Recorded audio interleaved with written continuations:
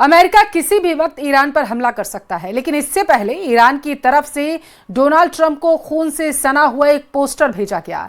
Iran ने साफ कर दिया कि अगर ट्रंप ने ट्रिगर दबाया तो उसके 10,000 सैनिक पहले जवाबी हमले में मार दिए जाएंगे।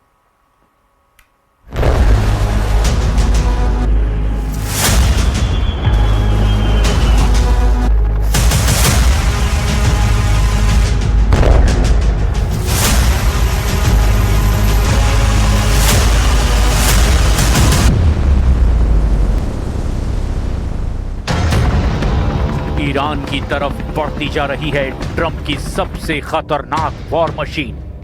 प्रशांत महासागर और हिंद महासागर की लहरों को काटते हुए अमेरिका का Abraham Lincoln carrier battle group Oman की खाड़ी के बहुत करीब है और इसके टारगेट पर है ईरान।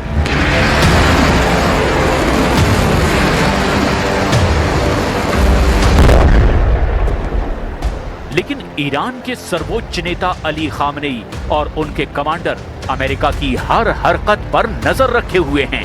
ईरान के वॉर रूम में ट्रंप के कैरियर की लोकेशन बार बार अपडेट की जा रही है और यही वजह है कि ईरान ने अब अमेरिका के कैरियर को खत्म करने की कसम खा ली है, क्योंकि अली खामनेई की तरफ से ऑर्डर बिल्कुल क्लियर है। तेहरान के सबसे बड़े चौराहों में से एक मैदाने इनकलाब पर ये पोस्टर देखिए। पोस्टर ईरान की राजधानी में लगा है, लेकिन मैसेज अमेरिका के व्हाइट हाउस को दिया गया है। ये पोस्टर अमेरिका के झंडे की शक्ल में डिजाइन किया गया है।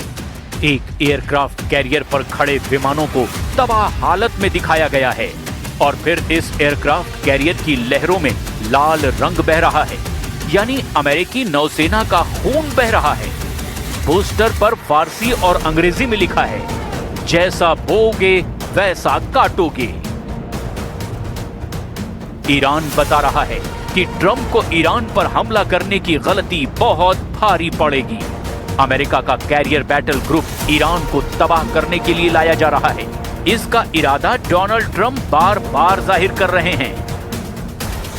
خصوص اینکه کشتی فرستادن برای جنگ احتمالی، من خودم شخصا فکر میکنم این به خاطر احساس خطر خودشون بوده، چون ایران همیشه گفته مواضعی که اونا دارن تو سمت خاورمیانه رو بمباران خواهد کرد و من خودم به عنوان یه شهروند نمیگم موافق چیزی هستم یا مخالف چیزی، فکر میکنم حقمون از این موضوع دفاع کنیم. آمریکا کرده ما رو فقط در حد حرفه، چون اینا تو جنگ 12 روزه کل قدرت ما رو دیدن. هر تهدیدی بخوام بکنن، هر پاسخی ما بی جواب نمیذاریم. بدون شک سریع ایران پاسخ میده. ईरान को रोकने के लिए अमेरिका ने जो बड़े हथियार तैनात किए हैं, उनमें ऐसे वेपन सिस्टम शामिल हैं जो नई नई टेक्नोलॉजी से तैयार करके बनाए गए हैं। अमेरिका ने अपने 3 बड़े हथियार पश्चिम एशिया को कंट्रोल करने के लिए तैनात किए हैं। इनमें सबसे खास है B-2 बम वर्षक विमान। यह स्टेल्थ बम वर्षक ईरान पर हमले के इरादे से डिएगो गार्सिया से ऑपरेट कर रहा है। दूसरे नंबर पर है अमेरिका का आधुनिक मिसाइल डिफेंस सिस्टम थार्ड और पैट्रियट, जो खाड़ी में तैनात है और इसका मकसद है ईरान की मिसाइलों को रोकना। तीसरे नंबर पर है अमेरिका का एयरक्राफ्ट कैरियर अब्राहम लिंकन और उसका पूरा battle group. You know, we have a lot of ships going that direction, just in case. We have a big flotilla going in that direction, and we'll see what happens. We have a big force going toward Iran. I'd rather not see anything happen, but we're watching them very closely. Iran पर हमले के लिए America ने जो battle group तैनात किया है, उसमें क्या क्या है, अब उसे बहुत गौर से समझिए, क्योंकि ये दुनिया के सबसे आक्रामक ही नहीं, बल्कि अमेरिका के लिए सबसे कमजोर कड़ी भी साबित हो सकता है। एक बैटल ग्रुप जिसमें एक बड़ा सुपर कैरियर होता है जो 1 लाख टन का डिस्प्लेसमेंट पैदा करता है। इसमें 90 लड़ाकू विमान और हेलीकॉप्टर तैनात रहते हैं। इसमें तिकोन देरोगा क्लास का मिसाइल क्रूजर होता है। इसमें आर्लेक बर्फ क्लास की 3 से 4 मिसाइल डिस्ट्रॉयर होते हैं। ऐसे बेड़े के साथ रसद के लिए सप्लाई शिप भी रहते हैं।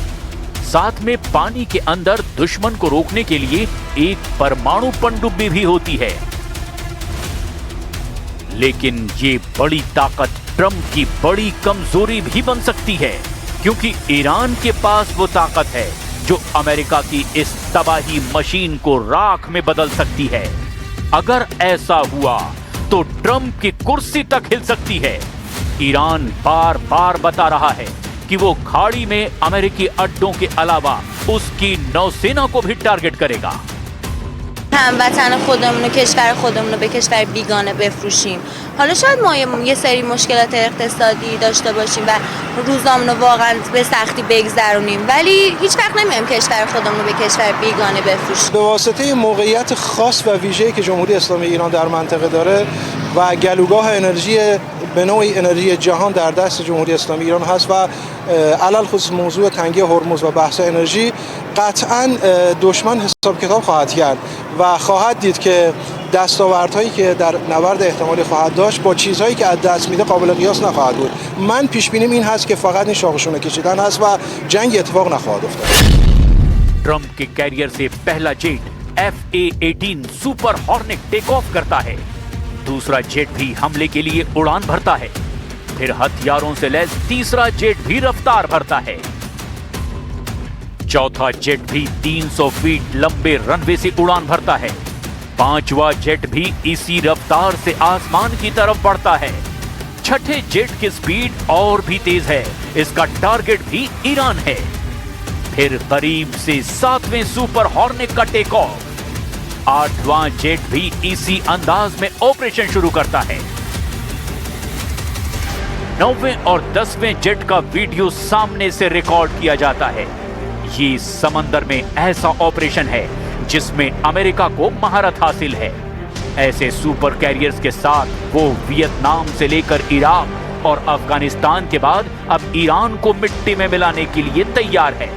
पर सवाल ये है कि क्या वो इसमें कामयाब होगा या फिर अमेरिका एक बड़े ट्रैप में फंस चुका है। दुनिया के सबसे बड़े वॉर जोन यूक्रेन को लेकर एक ऐसी खबर है जिसने जेलेंस्की के पैरों तले की जमीन को खिसका दिया है। एक हफ्ते के अंदर रूस ने यूक्रेन के ऊपर 3000 से ज्यादा हमले किए। अगले 24 घंटे यूक्रेन के लिए बेहद गंभीर, क्योंकि -10 डिग्री तापमान में पुतिन के हमलों ने जेलेंस्की की सभी उम्मीदों को खत्म कर दिया है।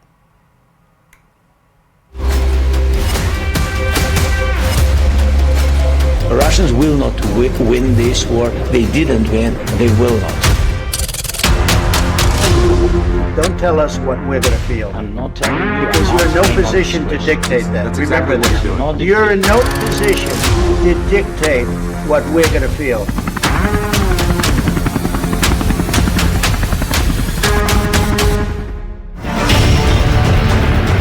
जब दुनिया वेनेजुएला में ट्रंप का तांडव देख रही थी, राष्ट्रपति मादुरो को अगवा करने वाला ऑपरेशन देख रही थी,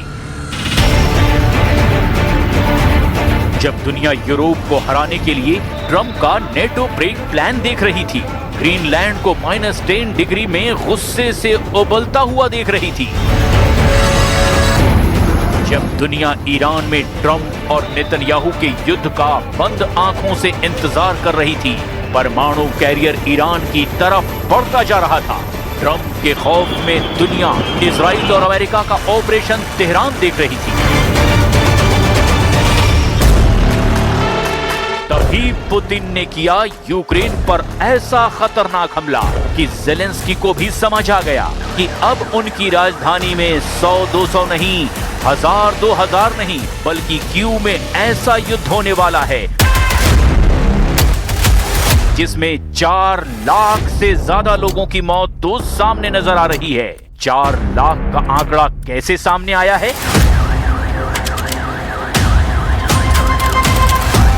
इसे बहुत डिटेल में समझने की जरूरत है, क्योंकि पुतिन ने यूक्रेन पर ऐसे वक्त निर्णायक हमला किया है जब डोनाल्ड ट्रंप ने पूरी दुनिया को अपने युद्ध में उलझा कर रख दिया है। यूक्रेन की ग्राउंड रिपोर्ट में जेलेंस्की को डराने वाली ऐसी खबर है जिसने पुतिन का हौसला और बढ़ा दिया है।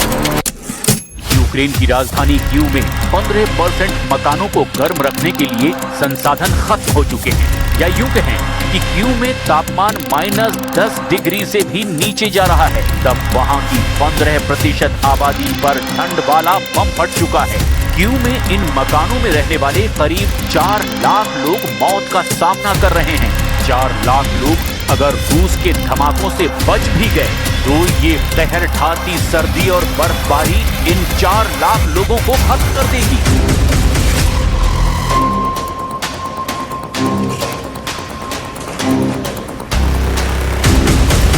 यही ज़ेलेंस्की का सबसे बड़ा डर है। वो युद्ध खत्म करने के लिए यूरोप से लेकर अमेरिका तक दौड़ लगा चुके हैं, लेकिन ताजा कोशिशों के बावजूद पुतिन को रोकने वाली कोई तरकीब काम नहीं आ रही है। यूक्रेन की राजधानी में 1676 रिहायशी इमारतों में इस वक्त हीटिंग वाली सुविधा